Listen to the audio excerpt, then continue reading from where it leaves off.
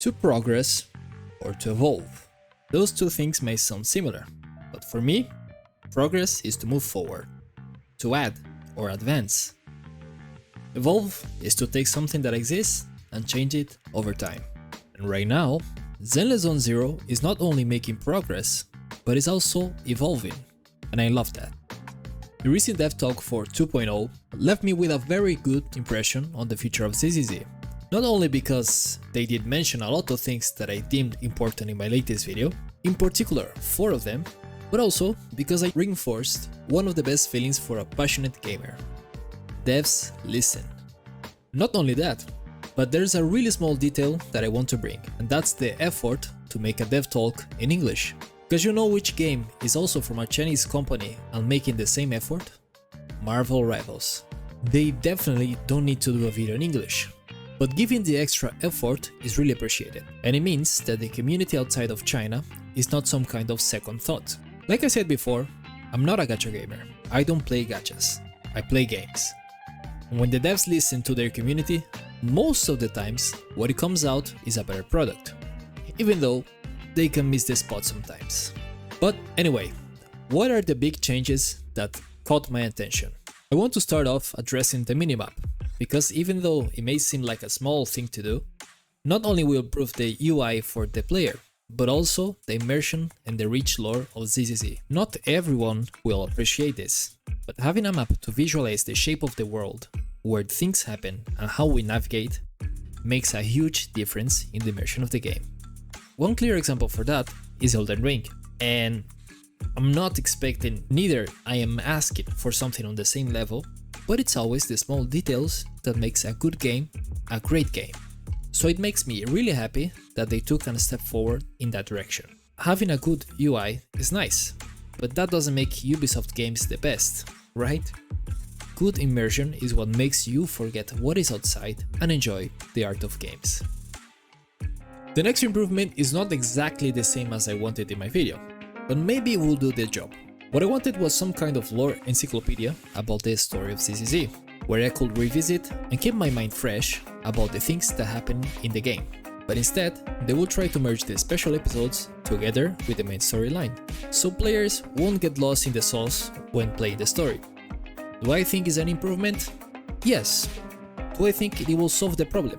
No. I still think many players will skip and miss some important information about the lore, but that's more on them than the game itself. They could do something to prevent that to some extent with an encyclopedia, but we will see how it will be in the future. Let them cook. Limited events will come back. That's nice, that's very nice indeed. And they also said it will be improved upon. That's even better. But it still wasn't clear if they will add permanent or just keep it as a one-time thing that keeps cycling. I think the next step for this will be some kind of co-op like Bizarre Brigade, so the community feels more engaged. But we will see. And now the big stuff, and that's the combat. One thing that they mentioned for the Chinese public on Bilibili is that they will introduce new mechanics to the energy bar for the skills, which is interesting nonetheless. The change on the decibels was already a huge and healthy change for the game, and I think that this will be a good as well. No idea what's their vision, but if they say they want to add extra depth to the game, I'm all aboard. And talking about depth of the game, they also mentioned about introducing new mechanics for enemies, so it requires new methods to approach and more thinking, which I love that. I know this is a gacha game, and gacha players are not that skilled, but I think we truly find pleasure in games by overcoming obstacles.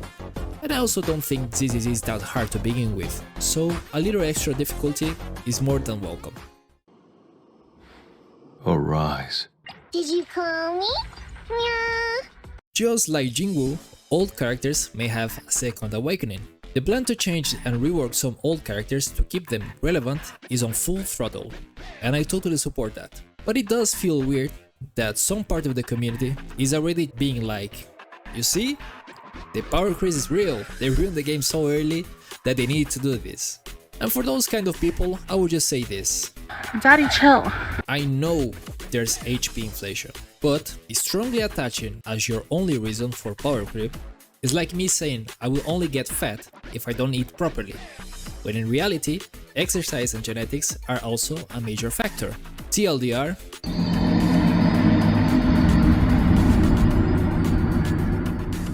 but I'm curious to see how they will do it. It will be some kind of rework like League of Legends, where you can never play the old character after that. It's only for some passive or skills. Can we choose what we want to change?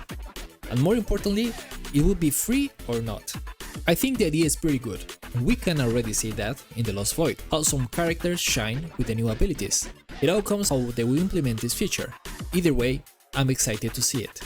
What concerns me is that they will do these changes based on the community feedback, so I know for sure this will be a popularity pool and some units may need to wait a little longer before they see any changes happen to them. But it is what it is. It is what it is. You thought it will be all good? Nah. Criticism where it needs to be. There's 3 things that I didn't like it. The first 2 are completely personal.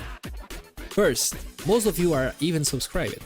Why is that? So don't be shy, give it a like if you enjoyed this video, and also don't forget to check out my previous video. I'm sure there's something for you. And second, I'm tired of female characters. So when they announced the Cyber Idols and Yishuan, I wasn't excited at all. I like candy, but I don't want to eat candy all the fucking time. Why are you gay?